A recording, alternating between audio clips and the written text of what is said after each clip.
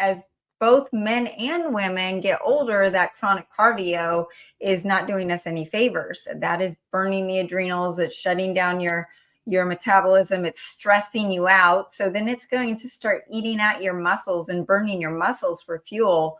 I know you talk about chronic cardio. Why don't you speak to anything else that it's doing to the body, especially for men?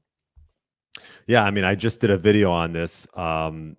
And, chronic cardio I would define as like just like an overly stressful cardiovascular workout that lasts too long and it's conducted too frequently.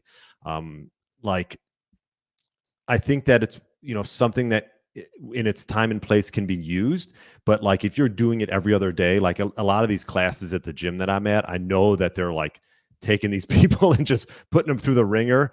And I know people who go to them like a few times a week. And I just think that along with the other stressors that you have in life can just sort of push you over the top. And so I talked about in my most recent video that a good rule of thumb is there's something called the philmathatone method, where you can sort of give you an idea of where your target heart rate should be when it comes to conducting these cardio workouts. And it was 180 less your age to sort of be in that range. And if you're doing workouts and you're monitoring your heart rate and you're just chronically over that amount, you're probably just going in that red zone area. And it's one of those things that you have good intentions, but these, this can compromise, like you talked about, like your health, your weight loss goals, and not allowing yourself to, first of all, recover from these workouts and then doing them just too often.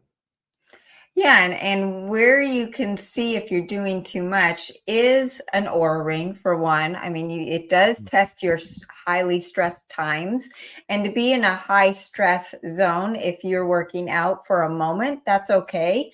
But does it drop?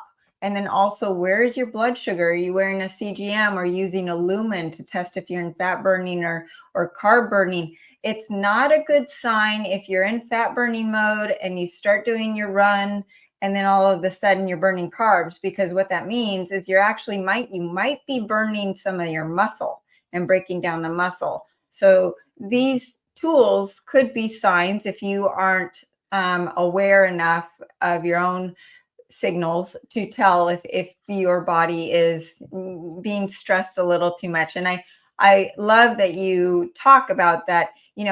If you are in a stressful position with a divorce or your job is changing or something big like that, might not be the time to cold plunge, chronic cardio, and intermittent fasting, right? So it's that stress bucket. Right. Exactly. And those adrenals, what I've also seen in men and women is with the spike protein, it is depleting the adrenals away from just the stress that we're experiencing. Then you add in the exponentially increase in stress levels.